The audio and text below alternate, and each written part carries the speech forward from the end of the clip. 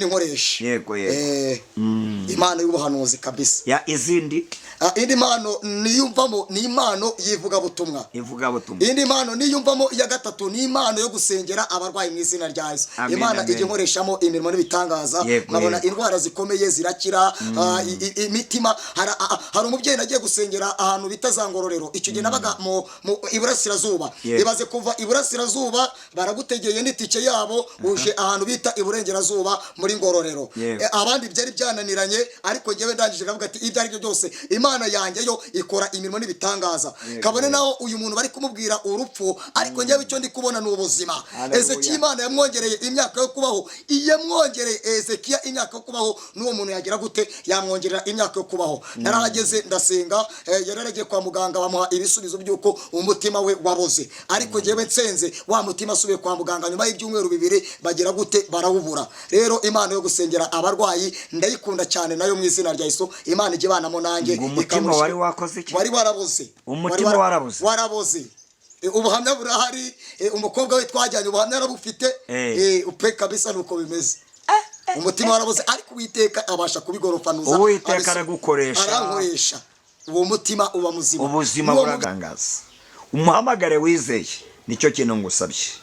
Ubanze wikone gitekwira ijambo, ubanze uca bugufi, wihana ibyaha byawe, wihana amafuti yawe, kuko hari n'abantu barwara bakajya guterekera bakajya mu bapfumu.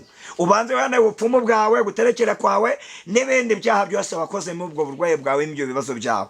Ubundi umuhamagare agufashe, akubite dayimoni, agusengere, yirukana indwara.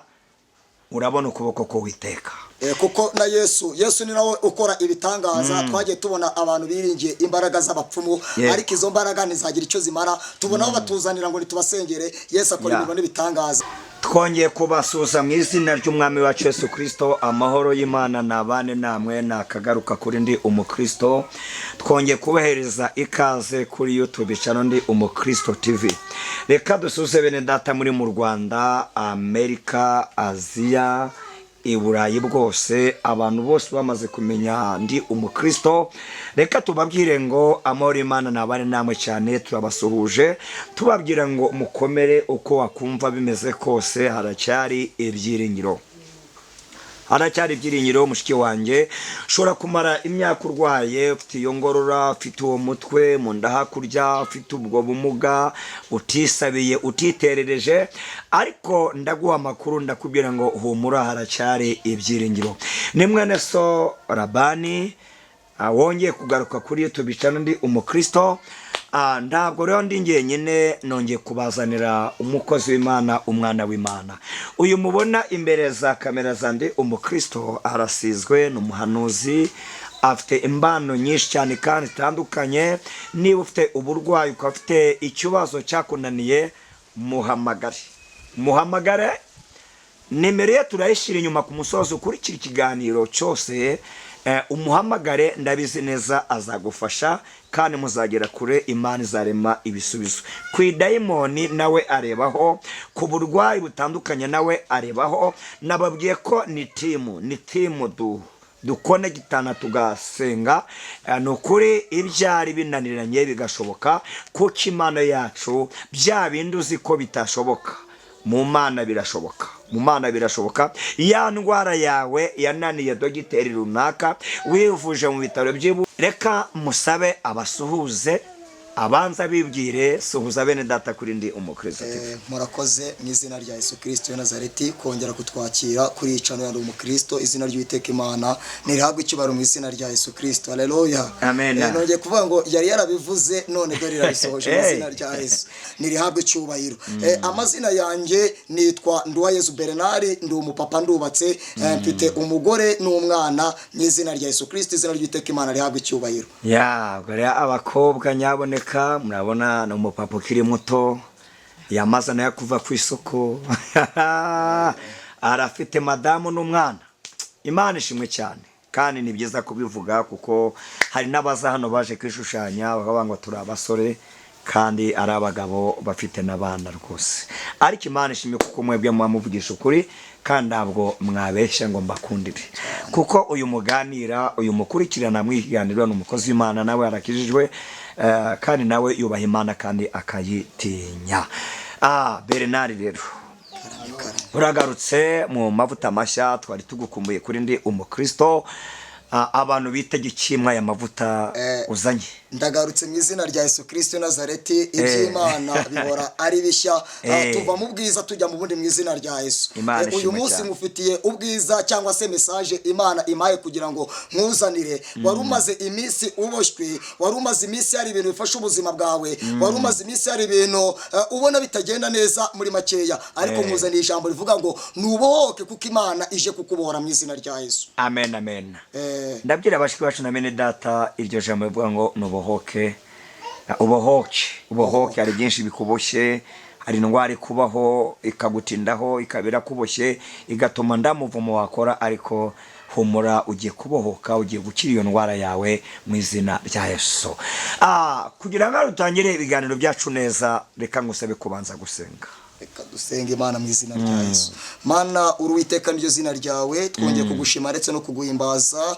Wabanye natwe, uraturinda, uraturengera data nyiri cyubahiro. Warenze intambwe zacu data nyiri cyubahiro, ni byinshi byaduhigaga ariko urangije mwami, utubambira amahema, uturinda gukorwa n'isoni. Izina ryawe nirihimbazwe mu izina rya Yesu Kristo umwana Imana nzima. Watugiriye neza, tubona gukora kwawe, nukuri waraturinze urangije uraturindira. Izina ryawe niryubahwe. Nyamara twahuye n'ibitero, twahuye n'uburwayi, ariko urangije uradukiza ndetse uranadukiriza. Iryo nishimwe rikomeye mu izina rya Yesu Kristo Nazareti. Kandi twongeye kugushima, kongeye kutugarura kuri yica no mwami Ndi Umukristo, kugira ngo mwami Imana tuvuge ubutumwa bwawe data nyiri cyubahiro. Izina ryawe nirikomeze kubahwa. Mana data nyagora ku ngoma rero, dore tugiye kujya mu kanya ko kumva ijambo ryawe data nyiri cyubahiro. Nukuri turasenze kugira ngo ubane natwe, udushyigikire muri gahunda zose mwami Imana tugiye kunyuramo. Ubwiza bwawe bukayangane data twese uri mu ijuru, urengere buri muntu wese data nyiri cyubahiro uduteze amatwi kuri yicano, umurwani intambara kandi umubere ku rugamba, uruhura ubwoko bwawe. Nganyemera ubane natwe data nyiri cyubahiro, imbaraga zawe zikomeze kubana natwe kandi ukora ibitangaza hagati muri twe mu izina rya Yesu. Amen, amen, amen. Bernard umeze neza ariko? Turashima Imana. Gashati kumweru, Bibiliya mu ndoke, umeze neza rwose? Turashima Imana mu izina rya Yesu. Na madama ameze neza? Nawe ameze neza. N'umwana ameze neza? Turashima Imana. Imana ishimwe cyane. Hari ibintu bitatu ngira ngo tuganire. Mu minsi yashize wageze hano usangiza abantu ubuhamya bw'urugendo rwawe no gukorera Imana. Twarabyumvise, ni byiza, byaradufashe. Hari n'abanyandikiye ati pasi umukozi w'Imana ni mwiza cyane, byiza kudusangiza ubuhamya.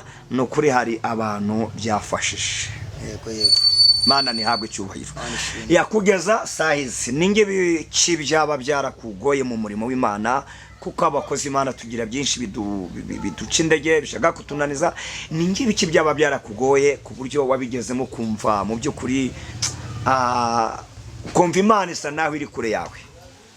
Mbere na mbere ikintu nahuye nacyo nkumva kirangoye gishobora no gutuma umurimo wawureka, Imana itabanye nawe, ni ikibazo cy'uburwayi. Nakunze kukivugaho kenshi cyane ndetse no mu buhamya. Buriya umubiri ushobora kukurya ugakora ibintu utari witeze mu izina rya Yesu.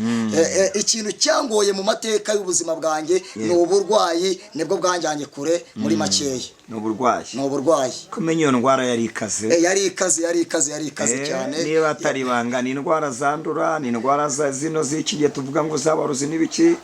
Niba atari ibanga zakomotse ku kizuba? Ntago navuga ngo ni indwara zandura, ariko kugira ngo n'ubundi Imana imbone ni uko yabanje kuneza icyo kibazo cy'uburwayi, kuko icyo itakineza bitewe n'ubuzima nari ndimo, ntago nari kugira gute, sinari kuboneka. Imana hari igihe n'umurozi akuroga, ariko ari Imana yabigizemo uruhare. Buri Imana itabigizemo uruhare, nta murozi wapfa kukuroga ngo Imana igire gute ibyemere. Birashoboka ko ngewe ndakubwiye ko nigeze kunywa akantu k'agatabi. Umunsi umwe nanyweye agatabi, ndangije mugende kukanywa niyongoza gukora utuntu tudupompaje, naho nafatiwe niyo ndwara. Sinamenye ngo nibiki, mbese ni imbaraga z'abarozi, mbese ni imbaraga za karande, sinamenye ngo niki cyabiteye kugeza na maginga ya, ariko Uwiteka yabanye nanjye.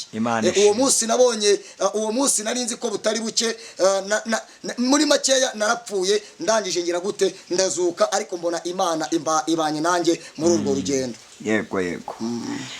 Icyo ni kimwe. Icya kabiri, mu gihe cyose umaze usenga, ndabizi neza ko wasengeye byinshi kandi bitandukanye. Bernard rwose ngo umenyeye nda minsi myinshi irashira ariko nagiyemo no kubita rwose ukubita ningirihe daimoni waba warahanganye naryo rwose ukabona ryanze kugenda ukabona naryo ryakwatatse nabona ryanyatatse ni iki kibazo rwose ni nguye muntu bakuzaniye kwamureba rwose wari ko bimeze ugakubita ukabona nawe yashinze counter attack. Okay, ni mu minsi itambutse ni iminsi mike cyane nago icyumweru kirageramo. Ni umuntu nagiye gusengera ahantu bita Mahoko muri Rubavu. Ngezeyo ngiye kumusengera ni umwana w'umukobwa ndi gusengera afite imyuka imurwanya iyo aryamye mu gicuku cyane ijoro mu gitondo kubyuka biranga. Ariko nagezeyo nsanga ibintu byahindutse si umwana w'umukobwa gusa ahubwo na musaza we mutoya nawe yarwa. Mageze ndasenga umwana neza aratugagara nawe ati bya bindi by'amasengesho twihaye none nari maze no guhanura vuga ati Imana irambwira ati uyu mwana nubwo bimeze gutya Imana igize gute imuhaye ubuzima. Ndagije ndasenga njya mu mavuta ndasenga njya mu mwuka mpamagara Imana ndayinginga nkubita abadayimoni ariko mu kandi kanya mbona umwana atangiye kurerembura mbona umwana aragagaye ndavuga ati bya bindi by'abanyamasengesho bigize gute biragaragaye ibyo ari byo byose ndagaragaye ariko sinacika intege ndavuga ati Imana ibyo ari byo byose uko byagenda kose nzi neza kuri Imana ishoboye byose nzi neza ko uri Imana ikiza ndasenga mu izina rya Yesu Kristo ubu umunsi wa none umwana ni muzima mu izina rya Yesu ariko ryari ringangaranye pe ryari ringangaranye ndavuga ati ibyo ari byo byose nagereza hari igihe ushobora gusengera umuntu bitewe n'igihe arimo ukabona umuntu neza no kugupfana ari bugire gute ari bugupfana narasenze satani arigiye yita kwereka kana ariko uyu muntu aramutsa gupfiriye byagenda bite sigereza se dore mu rugo rw'abandi byagenda bite ariko ibyo byagereza sinabyitayeho nahise numva ngarutse mu mwuka wera numva ndakomeye numva ko hari imbaraga z'Imana Yesu yaduhaye ndangije magara mu butware ndategeka mu izina rya Yesu imbaraga z'ubiteka Imana zikora imirimo n'ibitangaza papa yaje kumubagara ngo ati umwana ni muzima no kwishuri ari kujya mu izina rya Yesu igisigaye ndi gusengera nuwo uri muri koma nawe ibyakoma bisa nkaho byarekeye ariko igisigaye ni ukujya kwishuri umva ko hari izindi imbaraga zikimufata ariko nabyo nizeye ko Imana izabikora mu izina rya Yesu. Ya Imana ishimwe cyane bakunzi bacu bandi umukristo hari igihe umuntu asenga ugasenga ukabona ibintu byabaye hatari ariko Imana yumva amasengesho yabera amahereza Imana ikesha icyubahiro cyane byo cyo gihe rwose wumvishe byari hatari pe byari hatari nabonaga ari urupfu ugusengera umuntu neza ukabona ararembye ariko Imana imukura ibuzimu imuzana ubuntu mu izina uyu muhungu cyangwa se umugabo ukiri muto uri imbere yawe yagiye akoreshwa byinshi yagiye asengera ibintu byinshi bikomeye bitandukanye Imana ikamwambika imbaraga Imana ikamwumva ibintu bikagenda neza nawe niba witeguye gukira niba witeguye gutabarwa n'Imana akanomere ko turi buze kugatanga muri buze kugafata rwose muhumure ariko niba ufite ikintu cyakonaniye ufite ikintu rwose wumva cyakubereye umusozi ubonye umukozi w'Imana ugufasha rabyira ukuri ubonye umukozi w'Imana ugufasha Imana yacu ntihabwe icyubahiro twabwiye ko tutari butinde turimo gucunguza uburyo umwete none Bernard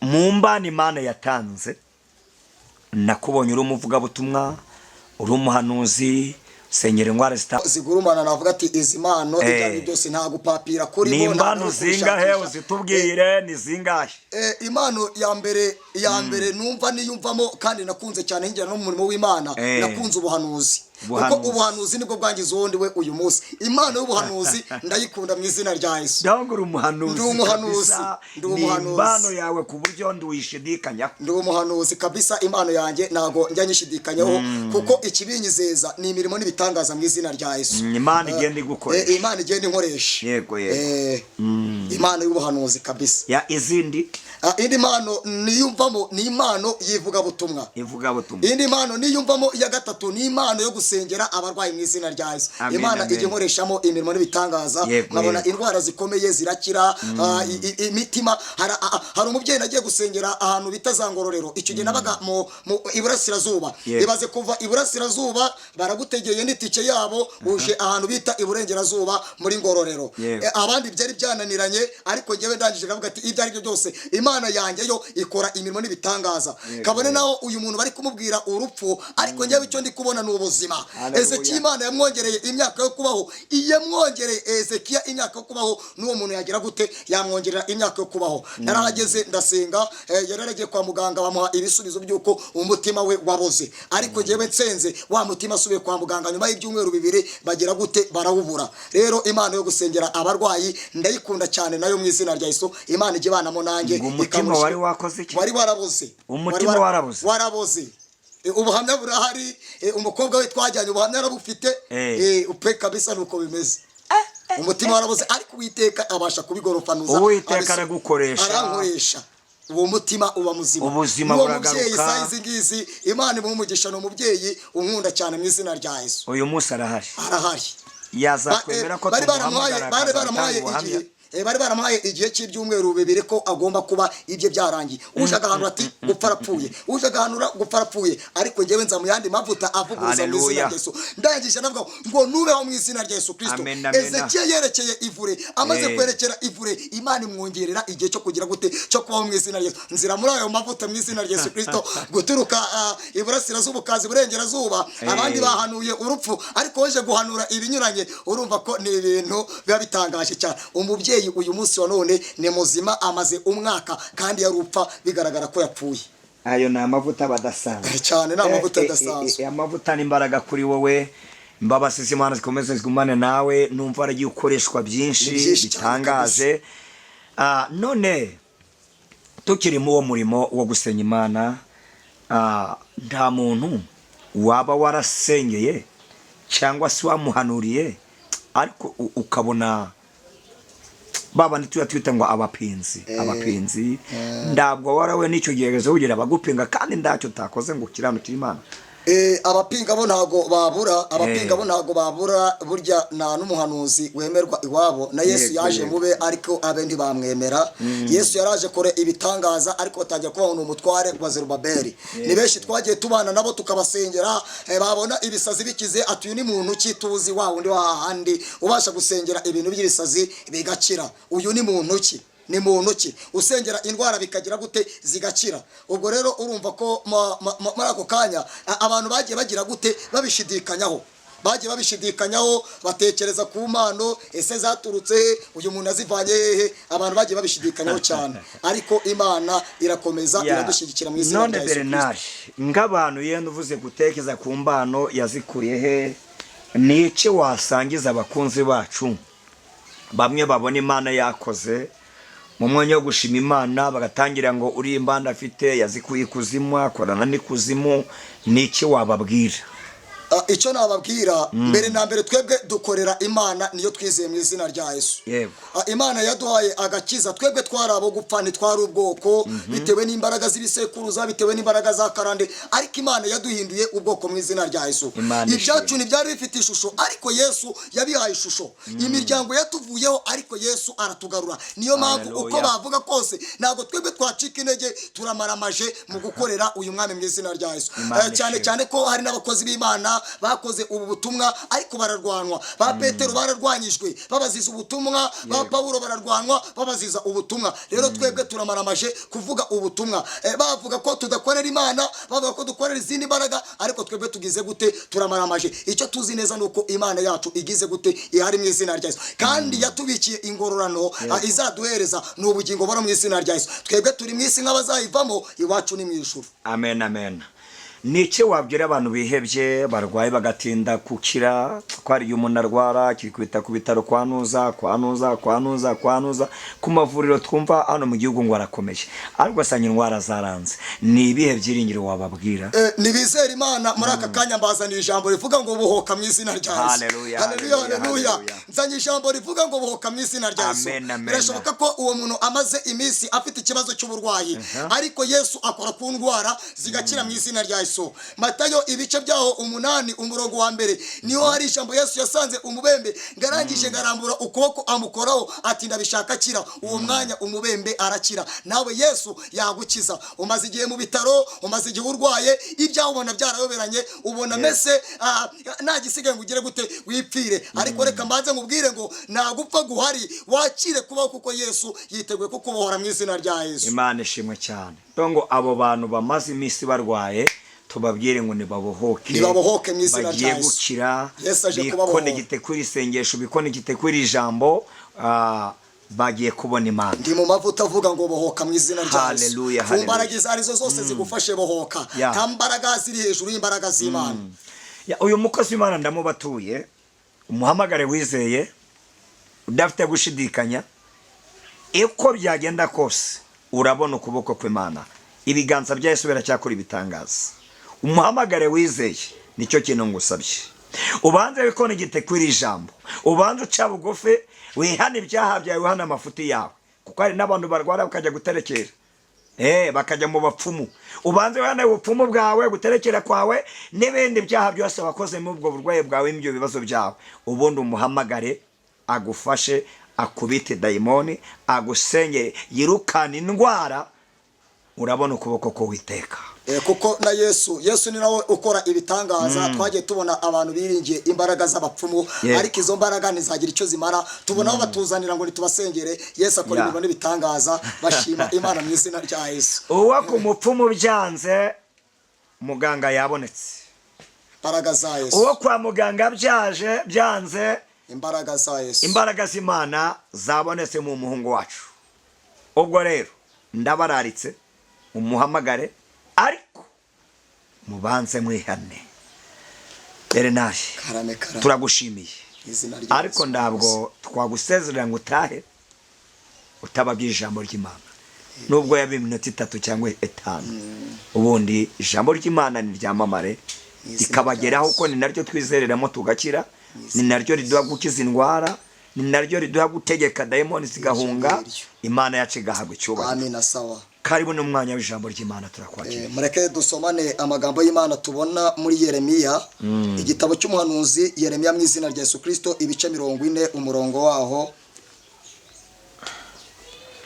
ibice 40 umurongo waho wa 4 gusa mu izina rya Yesu Kristo. Yego. Ijambo ry'Imana riratubwiye riti ngo noneho rero uyu munsi ndakubohora ngukureho iminyururu iri ku maboko yawe.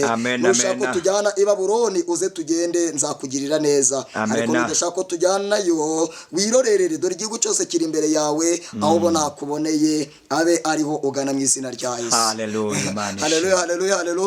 Aho ubona hakuboneye, Imana nago ikuzana by force, ahubwo iri kukubaza aho ubona hakuboneye. Niba ari mu gukizwa n'imbaraga zayo, aho ubona hakuboneye abari kugira gute ugana mu izina rya Yesu. Ariko ivuganye natwe ngo natangira kugira gute kukubohora, gukura iminyururu iri ku maboko yawe. Nushaka tujyane i Babuloni uze tugende, nzakugirira neza. Nushaka yo ntabwo igukura by force, nushaka tujyana uze tugende, nushaka gukira uze tugende, ndakugira neza mu izina rya Yesu. Amen. Haleluya. Imana yacu ishime kandi ihimbazwe. Aya magambo ndayakunda Imana yabwiye uyu muhanuzi Yeremiya mu izina rya Yesu. Haleluya. Reka tuganire kuri uyu muhanuzi Yeremiya, tumuganireho gato mu izina rya Yesu. Uyu Yeremiya yarahanuraga, yari umunyamasengesho, yarasengaga, imirimo n'ibitangaza bigakoreka. Icyo yavugaga cyose cyararaga gisohoye. Niba ari umurwa, haleluya, ugiye guterwa, yaravuga ati byari byose uyu murwa ugiye guterwa, nimusenge, nimudasenga biragira gute, biraba akaga karabazira. Ibyo bintu uwo muhanuzi Yeremiya ahanuye bikagira gute, bigahita biba. Haleluya. Urumva ko yari ari mu mavuta, ariko Yeremiya nubwo yahanuraga ari mu mavuta, yambaraga imyenda yitwa ubucocero, yambaraga ipantaro cyangwa se ikabutura ifite inyuma ku kibuno hagize gute, hatobotse, hacitse mu izina rya Yesu. Haleluya. Uyu Yeremiya yahuye n'amateka menshi. Mugura n'amateka menshi si bivuze ko atari yaravuzweho n'Imana. Yahuye n'ubuzima bubi, ariko Imana nagize gute, yaramuvuzeho. Wibuka mu gice cya mbere ijambo ryawe riravuga ngo dore nakumenye ukiri urusoro. Haleluya. Igice cya mbere umurongo wa 4, ndakumenye ukiri urusoro mu nda ya nyoko, ndagije ndakweza ngushyiriraho kuba umuhanuzi ugira gute, uhanurira amahanga mu izina rya Yesu. Haleluya. None rero Yeremiya, icyo nzagutegeka kuvuga uzaba ari kugenda ugira gute, uvuga. Mushyiraho gutera imbuto, kubika ndetse no kugira gute, no kubaka no gusenyura. Icyo nzakubwira ngo usenyure uzagira gute, uzagisenyura bikoreke. Ariko uwo Yeremiya aza guhura n'iki, n'akaga mu izina rya Yesu Kristo aza guhura n'igisuzuguriro, aza guhura n'ubwambarabusa, kandi yaragize gute? Yaravuzweho n'Imana mu izina rya Yesu. Haleluya, haleluya, haleluya. Kuba waravuzweho n'Imana si bivuze ko utahura n'ibigeragezo, si bivuze ko batakwanga, si bivuze ko utakambara ubusa. Haleluya, haleluya. Ahubwo nuko utarakisobanukirwa ngo umenye isengesho mu izina rya Yesu. Haleluya, haleluya. Uyu Yeremiya rero abona kuba muri ubwo buzima, agize gute? Arabirambiwe mu izina rya Yesu Kristo. Haleluya. Hari mu maganya ya Yeremiya ibice byaho 4 umurongo waho wa 7. Reka tuwasome mu izina rya Yesu Kristo. Na magambo meza arimo nkunda, ajya njyana mu mwuka, nkumva nyizereyemo, nkumva kize kubohoka kudasanzwe mu izina rya Yesu. Nawe nyamagambo nuyumva ugire kubohoka ndetse no gutabarwa mu izina rya Yesu. Haleluya, haleluya. Reka tujye amaganya ya Yeremiya ibice 5 umurongo waho wa 7 mu izina rya Yesu. Ngo badata bakoze ibyaha mu izina rya Yesu. Haleluya, haleluya. Uyu ni wa mu Yeremiya wasenze isengesho mu izina rya Yesu. Haleluya, haleluya. Yatangiye kwibaza ati Mana, kuki manura, kuki ndi umunyamasengesho, kuki ndirimba muri korari, ngewe nk'abanyenye, nk'abafite igisuzuguro, dore ndakora bikanga. Mana ni gute? Ni kubera iki? Ukubera iki? Yeremiya agira amaganya nkayo nawe ufite uyu munsi. Uri kubona mu buzima bwawe ibyagucanze, uri kubona mu rugo rwawe ibyagucanze. Izina rya Yesu ugira ibyo uvuguruza, ugira ibyo wanga. Yesu aje kurema igitangaza mu izina rya Yesu. Yesu aje kurema ubukwe, Yesu aje kurema ubuzima. Wari ufite ikibazo cy'uburwayi, yari uburwayi bwa karande, warifuje biranga, Yesu aje kukubora muri izo mbaraga za karande mu izina rya Yesu. Wakoraga bikanga, hari na za karande z'inyatsi mwa bantu mwe. Hari karande z'inyatsi, iyo karande nta wundi wayigukuraho usibye Yesu mu izina rya Yesu. Ariko Yesu aje kukubora mu izina rya Yesu. Upfa kugira ibyo wanga mu izina rya Yesu. Haleluya, haleluya. Baravuze ngo ntuzatunge, baravuze ngo ntuzatunge amazu meza, baravuze ngo ntuzatunge amamodoka. Oya, iryo sengesho ibyo ngibyo ubyange, nurangiza nawe uganyira Uwiteka Imana mu izina rya Yesu. Ndabona Yesu yiteguye kukubohora. Ndabona Yesu yiteguye kukubohora. Uyu munsi ukuri busabe niko Imana ibuguhereza mu izina rya Yesu. Aho ubona ukuboneye ni ugomba kugana mu izina rya Yesu. Mbese urasaba ibyiza, mbese karande warazemereye, oya ntusubire kuzemera mu izina rya Yesu. Ndabona imbaraga z'Uwiteka Imana zije gukora igitangaza ku buzima bwawe. Wa mubyeyi we udukurikiranye uri mu bitaro, ndahanuye ngakira kuborwa n'imbaraga z'Uwiteka Imana. Haleluya. Ndahanuye ngakira kuborwa n'imbaraga z'Uwiteka Imana. Ndabona imbaraga z'Uwiteka Imana zigeze mu mitsi yawe. Ndabona imbaraga z'Uwiteka Imana zigeze mu buzima bwawe. Ndabona imbaraga z'Uwiteka Imana zigeze mu rugo rwawe. Wari ufite karande yo gusenya, ariko Imana irakubohoye mu izina rya Yesu. Genda wubake mu izina rya Yesu. Genda wubake mu izina rya Yesu. Hari karande y'inzara, iyo karande y'inzara Uwiteka aje kuyikubohoraho. Nugenda urye mu izina rya Yesu. Nyamara Imana ikugire neza. Urajya mu kazi ejo bakakwirukana, urajya mu kazi ejo bigapfapfana, urajya kudepoza ejo bikanga. Ni karande yo kudakora. Hari ibyo batongereye, badata hari ibyo bakoze, ariko ndahanuye ngo akira kuboka mu izina rya Yesu. Ndahanuye ngakira akazi, akira imbaraga zikwinjiza mu kazi, akira kuboka kudasanzwe. Hari imbaraga za Yesu zizanye igisubizo ku buzima bwawe mu izina rya Yesu. Wari ufite ikibazo cy'umutwe, wari umaranye igihe kirekire, ariko ndahanuye ngakira kuboka mu izina rya Yesu. Umutwe wo kubaho karande, ariko akira gukizwa n'imbaraga z'Uwiteka Imana.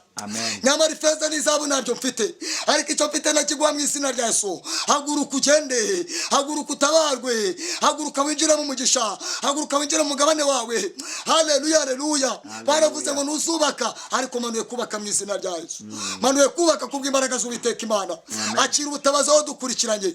Waba uri mu Rwanda, waba uri hanze y'iki gihugu cy'u Rwanda, waba uri muri Amerika, waba uri muri DRC, waba uri muri Tanzania, waba uri muri Uganda, muri Burundi, waba uri za Kenya, wose ndakubwiye ngo niwakire kuboka mu izina rya Yesu. Imbaraga z'Uwiteka Imana zije kubohora ubuzima bwawe. Ariko noneho rero uyu munsi nagaresho. Kano kanya Imana irakuboye mu izina rya Yesu. Kano kanya Imana irakuboye mu izina rya Yesu. Kuri izo mbaraga zari zibasha ubuzima bwawe, ndabona Imana ikuboye mu izina rya Yesu. Bari barafashe ipfundo barapfundika, baradanagira tuzahera aho ngaho, ariko siko bizaba kubategereje Uwiteka Imana mu izina rya Yesu. Ndabona Imana izanye ubutabazi.